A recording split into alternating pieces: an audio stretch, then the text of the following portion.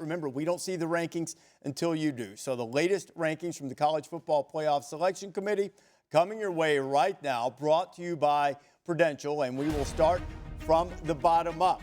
Kansas State, after not being able to get out of Austin, missing an opportunity to upset the Longhorns. They barely stay in the rankings, falling a couple of spots. North Carolina is back in the mix. Got a little bit of a long shot to get to the ACC championship game, and there is Tulane. Yeah, I just love what Tulane's doing, led by the quarterback Michael Pratt, just playing really, really good football this year. Physical on both sides of the line of scrimmage, and they can score a ton of points. Iowa, despite being offensively challenged, wind blowing in at Wrigley helped score down on Saturday, 10-7. And then Arizona, one of the hottest teams in the country. What a job Jedd Fisch is doing. Kirk bowl eligible and in the rankings. Jedd Fisch, I didn't know if I could jump in there. Yeah, Jedd Fisch, the job that they've done out there, the physicality, playing with a couple quarterbacks. Noah Fifita has stepped in there. That's a serious team to start to watch in a program that they're really building the right way. They've got a couple of outstanding receivers to go with Fifita, too. In the next group, Notre Dame, after losing at Clemson, you saw that one, Greg. They fall 5 spots to number 20. Yeah, LSU and Notre Dame important here. Obviously, 2 teams now with 3 losses. That doesn't necessarily mean a lot as far as the New Year's Six is concerned, but it puts a bit of a dent in the resumes for Ohio State, who is kind of hinging on a big win against Notre Dame, and then Florida State, who had a big win against LSU earlier in the year. So those 2 teams taking their 3rd loss, maybe not about their future, but about some other teams that could have an impact. Kansas also a very impressive team, what they've been able to do, jumping up 5 spots with a win against Iowa State this past weekend. The Big 12, once again, it just speaks to the depth of that conference and how good they've been all season long. Oklahoma taking that tumble down to 17, and now it'll be difficult for the Sooners to work their way back into that Big 12 championship game. But as you said, still several more weeks to play, and just about anybody can pull an upset in that conference. Oklahoma State is surging. They go 7 spots up to 15, and they've got a clear path. They only play the Big 12 newbies the rest of the way, and if they win out, they'll be in the Big 12 championship. And they belong, too. I mean, they have 3 legitimate wins against 6-3 Kansas State, 7-2 Kansas, 6-3 West Virginia, and then the big win last week against the Sooners in Bedlam. They deserve this ranking at this point. Actually, I think you could make a pretty strong argument they're probably a little bit too low. And it just shows you the committee is watching. Missouri goes into Athens, plays a really good game against Georgia, only drops 2 spots. So it's not just when you lose how you play in that game. Tennessee knocked off a tough UConn team and jumped up 4 spots. I actually, I don't think I moved Missouri at all in my AP poll last week after. Yeah, it looked good. They went to Georgia, they lost. They played well. Everybody loses to Georgia. And keep an eye on Louisville, too. I don't know that Louisville controls its destiny, but they can play their way into contention. They're good. Yeah, they'll get a shot if they keep winning. Guys, they've been impressive. They can run the football, and they can defend in the front 7. They're legit. Oregon State's going to have a shot at some of the teams in the Pac-12 that you'll see ranked a little higher coming up in a matter of moments. Penn State back into the top 10. The Nittany Lions have Michigan coming in, and there's still that possibility in the Big Ten East for all of the home teams winning their games and a 3-way tie atop the Big East. I think Penn State being at number 10 is huge for Michigan. We've only talked about who they haven't played. Finally, we get to see they go to Penn State. I think Penn State at home is a different football team. With their whiteouts and that crowd, they're incredible to play at home. So it'll be a first test we finally get to see Michigan play someone. And here's the thing I'll say for Penn State. If not now, when? Because we've been waiting on you. You got your quarterback. Can you be explosive on the outside? We're tired of seeing 3 yards in a cloud of dust. You're going to have to get some big plays if you're going to beat Michigan. And they're still an underdog. All of these games, they have the record against top 10 teams. They're almost always the underdog. They are again on Saturday at number 9. Hotty toddy. Kirk, you'll have a good look at Ole Miss against Georgia this weekend. Lane Kiffin's team at number 9. Yeah, College game day headed to Athens for a big showdown with Ole Miss and Georgia. Lane Kiffin, every single year he seems to come up with offenses that know how to score against anybody they play. Pete Golding comes over from Alabama to give them a presence on that side of the ball. They're giving up numbers, guys, but the one thing Georgia needs to be concerned about this week is the pass rush. They do a great job of getting after the quarterback, and here they are up in the top 10 again for the 2nd week in a row. At number 8.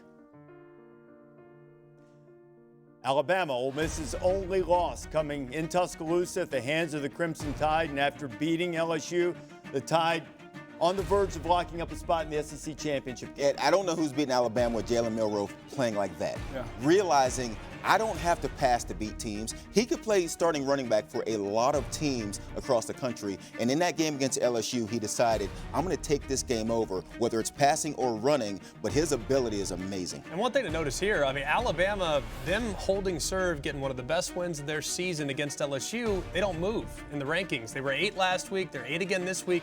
It basically indicates at the moment they don't control their own destiny, which I think is an unsettling feeling for a lot of Alabama fans. Yeah. They're close, though. I was thinking the same thing, You Rece. beat Georgia. I don't know about that. You beat Georgia. I think they're really close, but I think you could also look at an undefeated Big Ten. You got Texas in front of you. That's the elephant in the room, unfortunately. So there's a lot of things right now that Alabama, I think, is still in good shape. Believe it or not, if they win out, I think there's a 95% likelihood they're in, but there's not a 100% likelihood, and that's unsettling. Number 7. There is the Longhorns. Now, I said this week, I think Texas escaping an upset for the second time this year. Rhythm of the season going, and now the teams in front of them and likely to make the Big 12 championship game sort of play into their strengths. They want to run the ball.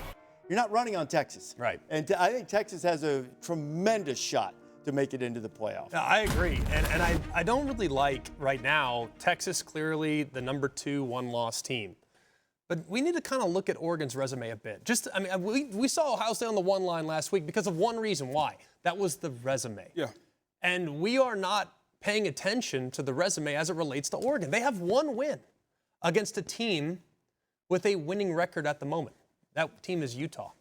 Their next best win is 4-5 Colorado. The next best win after that is 4-5 Washington State. Whereas Texas has beaten 5 teams with a winning record, including a win on the road in Tuscaloosa, and Alabama's beaten 4.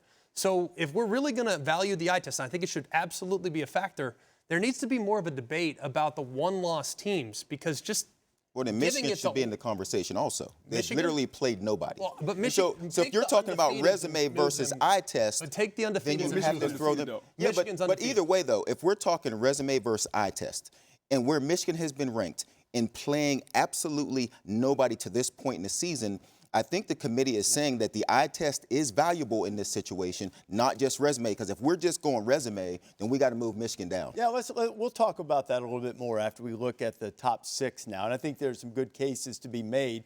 Michigan's strength of schedule is below 100. Oregon, to Greg's point, is in the 60s. But Oregon's going to have games starting this week with USC. They still have Oregon State. They're going to have opportunity to get more ranked wins. And there are the Ducks. Bo Nix, the quarterback of the Ducks, will join us a little bit later on in this college football playoff top 25. Oregon sitting at number 6, just ahead of the Ducks at 5. Washington, and of course the only loss.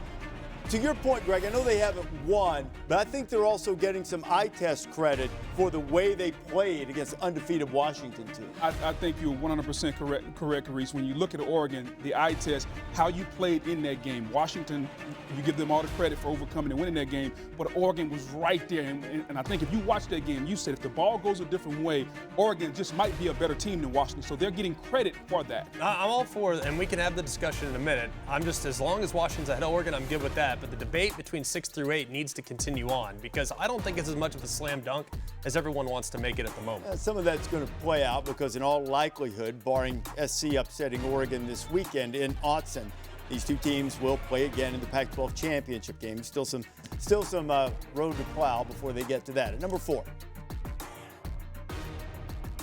Okay, so Florida State stays firm at number 4. They were missing some guys this weekend, not overly impressive against Pittsburgh. They've got Miami coming up this weekend as they try to close the deal and make it to the ACC championship game, which they've already clinched a spot in at number 3. So Michigan still sitting at number 3. Their season really starts on Saturday in Happy Valley against Penn State. So Kirk, before we reveal 1-2, what's your gut tell you? Are we going to see a flip-flop, or is it going to be is still going to be Ohio State at number 1? I think based on what they did last week, it'll be Ohio State 1 and Georgia 2. I'm going to say Georgia 1, Ohio State 2. I think it's going to be Ohio State still number 1. You're not asking me. Georgia 2. You're not asking me my rankings. You're asking me what the committee's going to do. Yeah, right? yes, yeah. Yeah, we'll get to that. Yeah, we'll get there in a minute. Alabama beat Yeah, the committee's I think they'll. Alabama beat the committee's number Ohio 14 State will probably team be one. and didn't get a bump. So Georgia beat the committee's number 12 team. Will they get a bump? Or is it going to be very similar to what happened to Alabama? Or it could be because Ohio State, though they covered, Yeah. they struggled It was for a ugly. while. Good Rutgers team, Yeah. but maybe not. Let's see who number 2 is. Standing pat, Bulldogs still at number 2, and for the second straight week, the number 1 team in the country, according to the College Football Playoff Selection Committee, Ohio State at 9-0.